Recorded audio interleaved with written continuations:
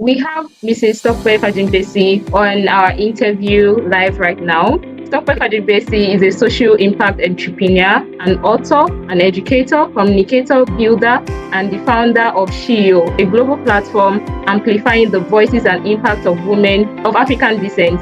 With a background in finance, entrepreneurship, education, and non-profit leadership, Mrs. Tope is passionate about building thriving communities and creating opportunities for women to connect, lead, and make a meaningful impact. Through SheEO, she continues to champion conversation and initiatives that empower African women and more inclusive Africa. So you're welcome to this special conversation for SheEO Africa 2026. Thank you so much for joining us. Before we start to talk about SheEO Africa 2026, I want us to go to the beginning. What inspired you to start SheEO? What was happening in your life at that time? So I will try to, I think I've said this story so many times, but I'm going to try to recount it as briefly as I can. But in 2014, I was at the University of Oxford doing a women leadership course with a bunch of high-profile women, many of who were white. There were about 4 or 5 black women in that class. And it was supposed to be a very important and impactful period, but I couldn't focus because right at the same time I was going through memories of divorce. I was going through memories of domestic violence. I was picking up the pieces of my life from that experience. I was also experiencing challenges with my parents. My dad had a stroke in Nigeria. My mom had just been diagnosed with dementia. And I had also had about 3 or 4 pregnancy losses. So even though I was in this powerful environment, I couldn't really take it in. And I didn't see a lot of people who looked like me in the room, who I could say, the reason why this is not resonating with me is because my life is chaotic outside of work. And I started to think that, isn't this what people like me go through? Women who are at the top of their career game, but cannot do bigger and bigger things just because they are dealing with chaos outside of life, and there is no place for those women to have those conversations. So I said, I'm just going to create a platform to have those conversations. And eventually I said I was going to do it. When I left Oxford, I was like, no, Nigerian women do not air their dirty linen in public. Nobody's going to listen, or nobody's going to agree to share. It took me 3 years. We eventually did the first SheEO in 2017, and the rest is history. We've been going since then. Okay, that was very inspiring. Okay, so you talked about what inspired you to start SheEO, the challenges you went through, and so on. So I want to ask, when you first had the idea for SheEO, did you ever imagine it to become what it is today? No, I did not. I did not even think. I just wanted to have it and test out this thing that was living rent free in my head. And I thought, let's just do it. And coincidentally, adversity has a way of bringing out some purpose in our lives. Because after I did the first one in Maryland, I had about 59 people. I decided that, okay, I'm going to try to do another one in Lagos. And the reason why I was going to do another one in Lagos was because I was going to Nigeria to have IVF. And I didn't want to, IVF, if you know anybody who's been through IVF, it takes time. I didn't want to just sit down in Lagos and be doing nothing. So I thought, instead of just sitting down doing nothing, I might as well just try to organize a SheEO. The SheEO in Lagos turned out to be so much bigger and better, and I could feel the impact was bigger than the one I had just done in Maryland in the US. So I knew kind of at that time that we were onto something, but honestly, I didn't think that SheEO will be this organization that is now organizing events for young people, that is now going on retreats in other destinations, that we're doing multiple events a year. I didn't think. I just wanted to just get through it one event at a time. Okay, that's good. When you were talking about what inspired you, you talked about your fear about African women not wanting to share their stories, their dirty lining and all. So I want to ask, what has SheEO taught you about women now, about leadership, about community? So the thing that SheEO has taught me, and this happens with every single guest. We just had our latest episode of SheEOs on Air, where we talked about love and broken roads. And what I've realized is that what I've learned is that when the environment is safe enough, if it's conducive enough, people will be vulnerable. And it's not that it's not like women like to code or don't like to share. It's about the fact that the environment most times are not safe. Let's take a step back from SheEO and just talk about just normal Black people experiences. Today, I heard the news that the Cambridge youngest Black professor was found dead. And, sitting down, that news has really unsettled me in ways that I can't even unpack. But I realized that when I was in academia for 4 years, I also felt unsafe. I felt like I needed to prove myself all of the time. I felt like there was not room for me to make mistakes. And these kind of things mount pressure on you. These kind of things make you feel unwelcome, make you feel dispensable and disposable. So what I've seen with stories like this, with tragedies like this, is the need for spaces like SheEO, where people can feel safe enough to explain and to express some of the fears that they're feeling at work or in their homes or in other parts of the community. Let's come back to SheEO Africa 2026. This year we are bringing together 3 different experiences, Rise by SheEO, Bridges of Impact, and SheEO Retreat to Gambia. So I want to ask, why did you decide that SheEO Africa 2026 needed these 3 different experiences instead of just one big event? Honestly, for me, when I think about SheEO Africa 2026, I think about a funnel. And that funnel, it's a way of pouring, some sort of liquid from a place that is abundant to another, maybe smaller or, more compact container. And that's the way I think about the different experiences. I feel like the funnel has a space, the place where you are drawing the water or the liquid from has a space, and the place where the water is going into has its space. All these 3 elements have to be right. If the funnel is broken or it's not effective in any way, you are not receiving anything. You might as well just pour the water from the ocean to the bucket. If the ocean is dry, not flowing, then there's nothing to even sieve. If the place where you are pouring it into, the container you're pouring it, is dirty, then what's the point? What's the point of the whole exercise? And so I see this whole experience, these 3 experiences, as that funnel being Rise by SheEO, the small container where the liquid is going to being the retreat in Gambia, and that ocean being the young people that we get to impact at Rise by SheEO. All the 3 of them are not defective. All the 3 of them have their use and their function in these experiences that we're trying to create. Because we as women, we've benefited from SheEO since 2017. We've been able to huddle, to gather, to encourage ourselves, to take the conversations to WhatsApp and to do all of these things. But now we get to share some of all our own experiences with younger people who are looking at us and thinking, oh, these people are sorted in life. I don't know anybody who's in SheEO, including myself, who thinks they're sorted in life. No. But there are people who are wondering, how on earth will I ever get to where you are? How am I going to break the cycle of just dreams to get to a destination that I can also gather people and encourage them? That is what, the Bridges of Impact is going to do. To take people's dreams and to take their aspirations, to take the promises that they are making to themselves, to take them across a bridge to a place where these things become real and success becomes attainable and they can actually see it, they can actually do it. Then we go to the Gambia. The Gambia, it's important that we also pour into ourselves. We take all of these experiences from these young people and then we put it through this funnel. Gambia, we take it through this Gambian funnel where we just relax, get to go to the spa, get to meet crocodile, if that's your thing. Me, I'm not going to meet any crocodile, but just get to sit by the beach and just enjoy life and just relax.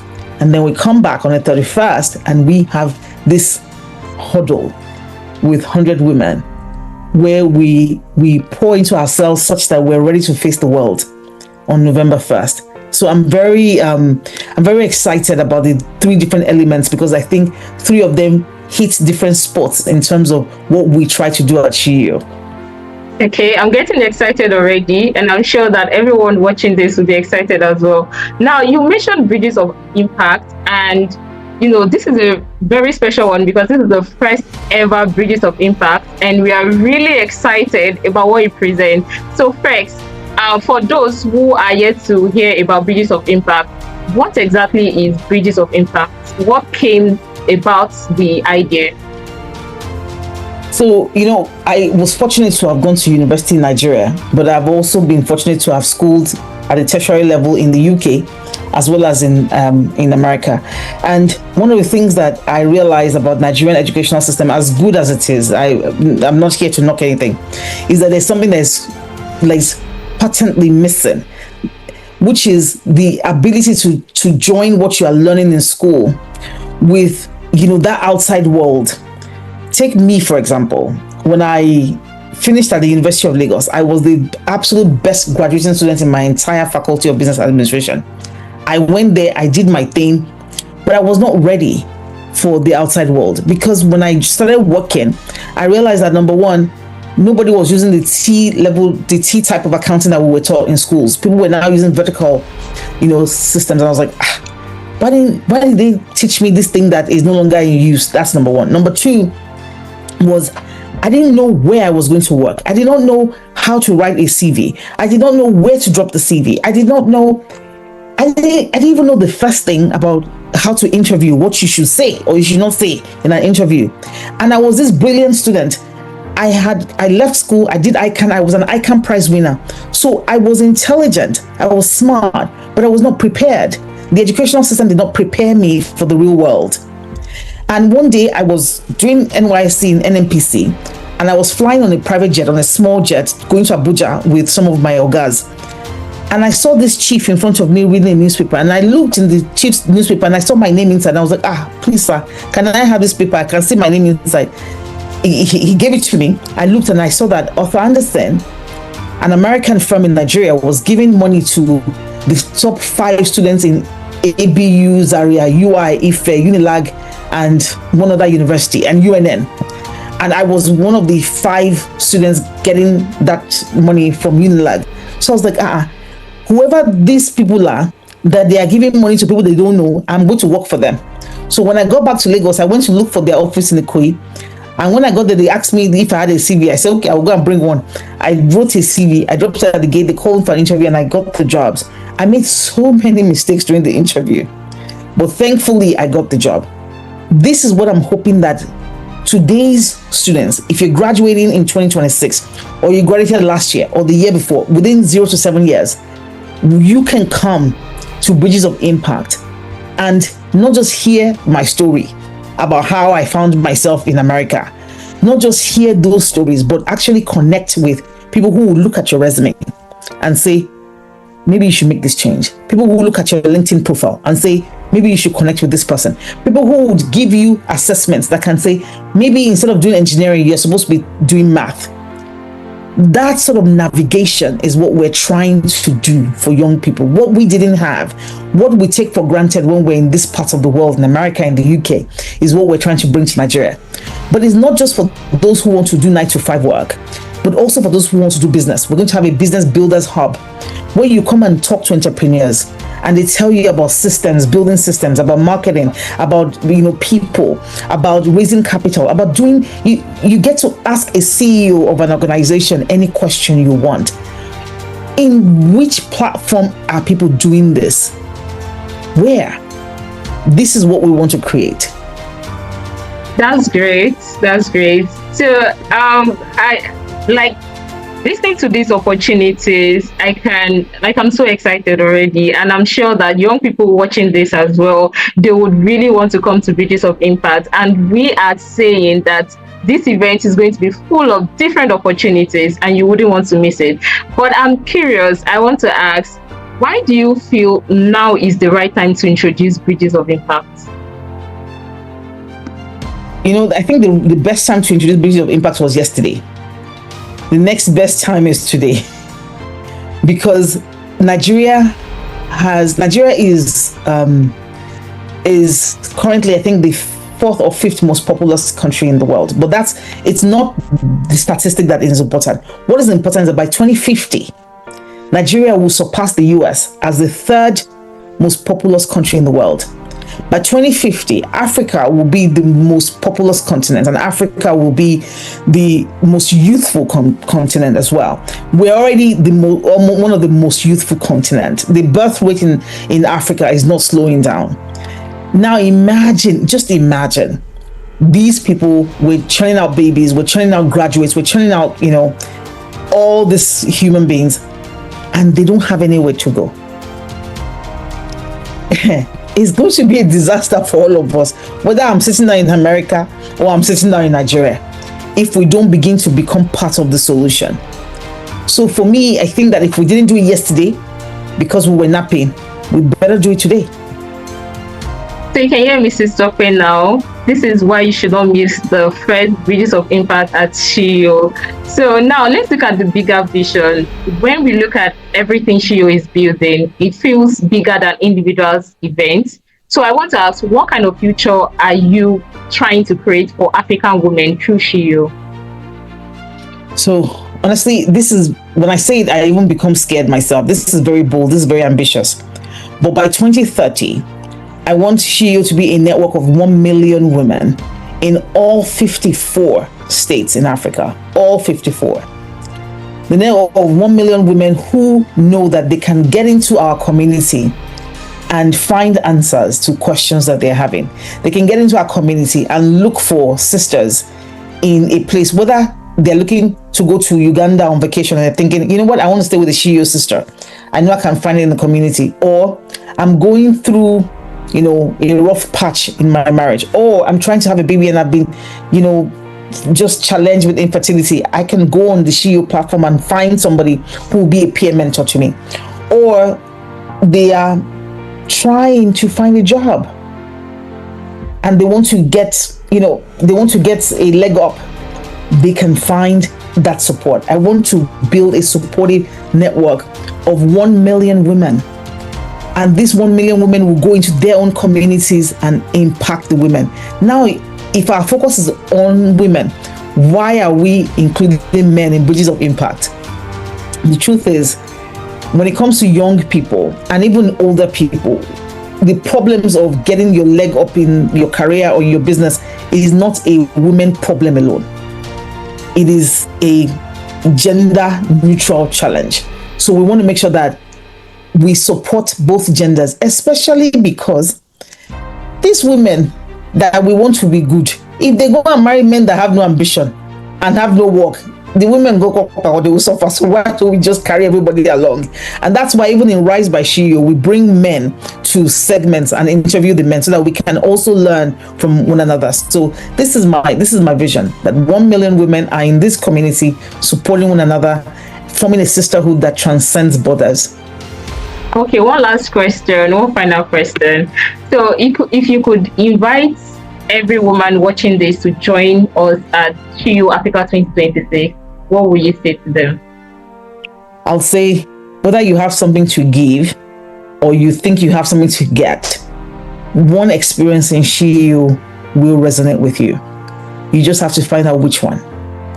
But there's one of those three experiences that will resonate with you if you're a woman and you are listening to me, if you're a woman and you look like me, if you're a woman and you dress like me, if you're a woman and you speak like me, if you're a woman and you are above the age of 20, one experience of these three will resonate with you and you should not be told about it. You must come and experience it yourself. Okay. So thank you so much, Mrs. Tope. Like she said, you have to come and experience it yourself at the event. So from the vision behind SheEO to the experiences being created through Rise, Bridges of Impact and SheEO Retreat, it is clear that attending this event is all about connection, community, and creating impact together. And I'm sure you will not want to miss this. Thank you so much, Ma. Thank you. Thank you very much.